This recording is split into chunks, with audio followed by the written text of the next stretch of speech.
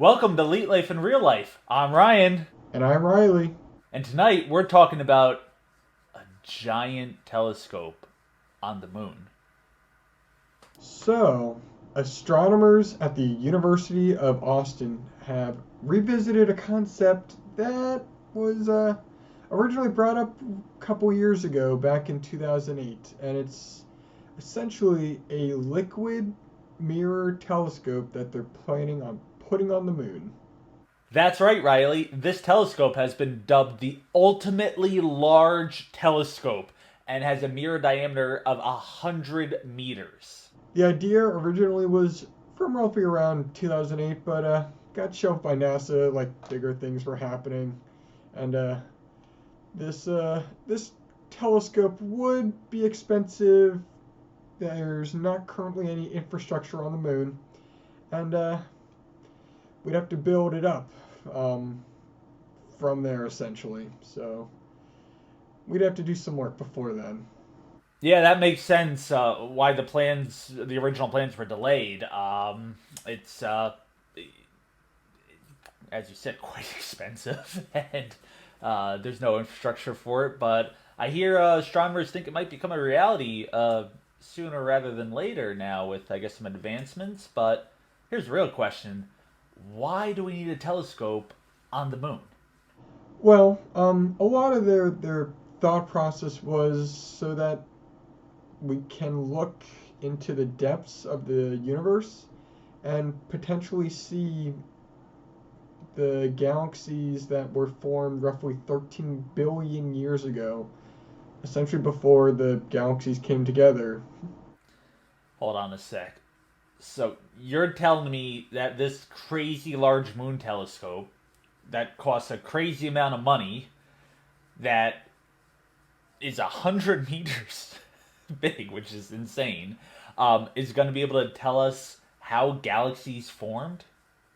Well, kinda, almost. Essentially, the telescope would be able to observe the first stars that formed after the Big Bang out of the material made in the Big Bang. And this moment of first light, essentially, beyond the capabilities of current or any near telescope um, currently. So that's the more reason to put something on the moon so we can get a closer view at it. All right, so beyond this being like Blofield's dream, explain to me why we are doing this on the moon. Well, with all the more recent satellites that we're putting into orbit, such as uh, Tesla's and Elon Musk's Starlink, space trash is the simple answer. So you're just telling me because of trash, because we have now polluted our orbit with trash. Telescopes don't work anymore on Earth. So, roughly a good amount. There's a lot of space debris still floating around the Earth that essentially would obstruct the view, along with the atmosphere blocking light in the wavelengths we would use to see out to outer space. Ah, okay, yeah, that makes sense. That with how our atmosphere is and the space trash, all that floating around us, that we need specific wavelengths and the ability to see, you know, these stars being formed in a clear way. The big thing that really is, I find confusing, on top of it being a massively large telescope, and on top of it being a telescope on the moon, is our producer told me that this is a liquid telescope. Did I hear that right from him? You did hear that correctly. We are planning, or the thought process was to indeed put a liquid mirror telescope on the moon. Right, slow down for a second. What does that mean?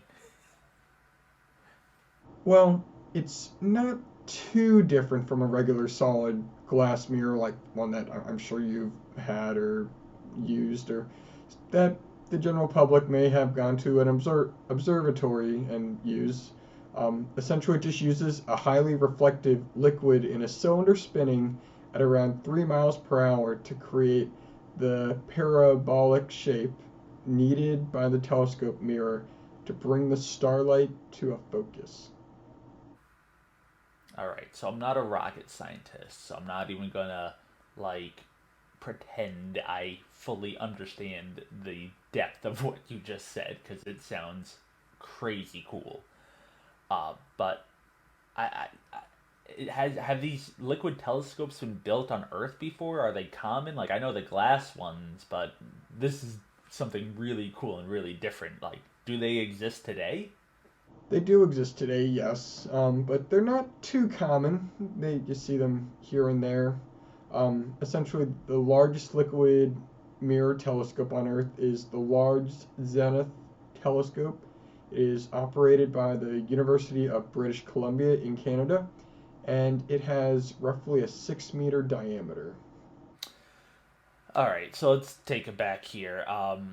Take a couple steps back here. So, it's incredibly expensive to build a 6 meter liquid telescope here on Earth. And they're talking about building a 100 meter telescope on the moon. That is correct. And how are we getting this sea of liquid all the way up to the moon? I mean, it was quite difficult to get men to the moon, and now we're talking about just getting like vats of super heavy, dense liquid to the moon. What liquid are they going to use and get 100 meters worth of it to the moon? Well, the first thought was to use mercury. Wait, hold on. You're telling me mercury, that highly expensive, extremely poisonous liquid, they're going to send a giant 100 meter volume tank, even though it's not volume, up to the moon? Isn't that liquid metal? Doesn't that weigh like a metric ton? That is correct, and it is in fact very heavy. How many times are you going to say that is correct? This thing is sounding wilder and wilder by the moment. You trying to tell me they're just going to send this super heavy, super expensive liquid to the moon? Well, no. Oh, Jesus, thank God. You brought up a good point that Mercury might not be the best, because essentially Mercury is unworkable on the moon, and as you mentioned, it is expensive, very dense, very heavy to launch into space, but it would just evaporate very quickly when it is exposed to the lunar vacuum, essentially. All right, let's take a slow down again and a step back here. You're telling me the current designs they have for a liquid telescope that work here on Earth would never work on the moon? That is correct. That's the thought process. So how do we get around this hurdle? So they plan on using an ionic liquids, which essentially are basic molten salts, and the evaporation rate is almost zero and it remains a liquid in very low temperatures. It is slightly more dense than water, so it is much less dense than mercury. All right, so all of a sudden, all this insanity is starting to sound realistic. I get it where the scientists are coming from, where it might be closer to reality now. But seriously, man, what's the catch? The one catch is it's not very reflective after all. So it can't do the one job it's has and is meant to do? Well, we can coat the ionic liquids with an ultra thin layer of silver, approximately 50 to 100 nanometers, and this will actually make the mirror more reflective than if we were to use mercury. All right, well, so now that we got all these, difficult concepts figured out, and this is clearly something that, is sounding more and more possible by the second, Um, where are we going to place this on the moon? Well, it's planned to be built on the moon's poles, either the North Pole or South Pole, to provide the clearest, unobstructed view of the universe. So, I mean, we know it's 100 meters. We know it's this really exotic mixture of particles, basically, to make a really unique liquid. Um, sounds obviously, well, I mean, it's a telescope. That alone makes it complex. But this whole thing sounds very complex. Um, are we going to like build a colony or a moon base and have like moon men stationed on the moon to maintain and operate this thing? So currently, the plans are to not have that because it will be able to be operated autonomously from the surface of the moon. And we'll have solar panels essentially to help power it. And the data we would receive would make its way back to Earth via satellite. This sounds kind of like a movie where they thought everything was automated and then a storm came in and with a lot of red dust and destroyed a lot of stuff and a botanist got stuck on Mars. So I'm a little bit skeptical about not having moon men maintained and operated. Obviously, this super expensive, huge telescope.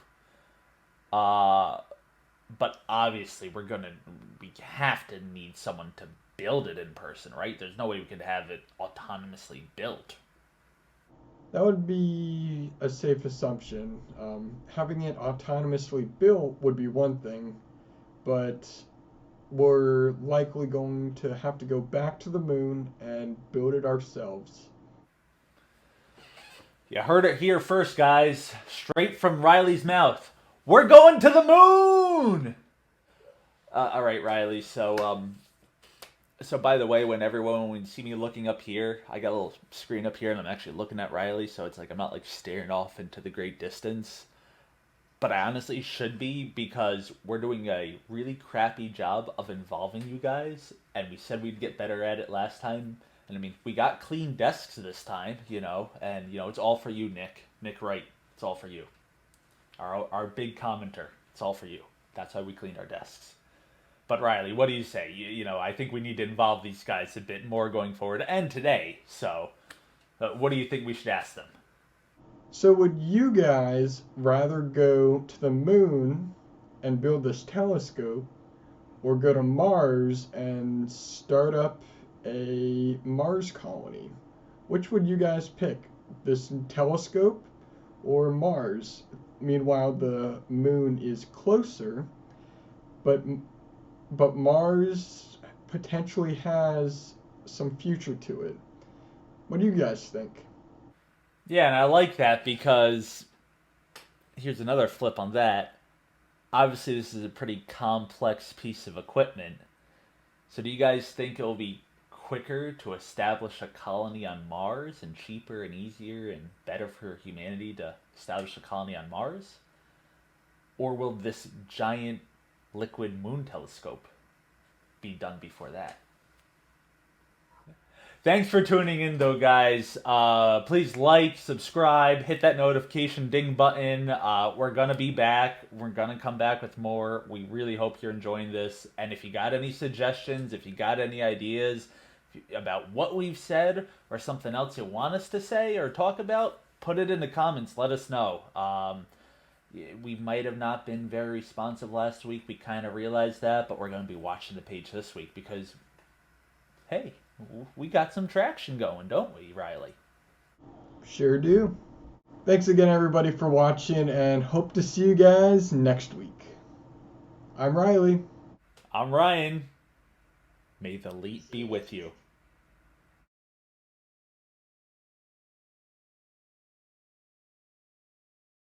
Yeah. You remember, take creative freedom. Cut me where I talk too much. Just cut. Yes. Cut. Blooper, blooper. Cut. That's totally going at the end. We'll do a dance reel. that's it. The producer says I get a dance reel now.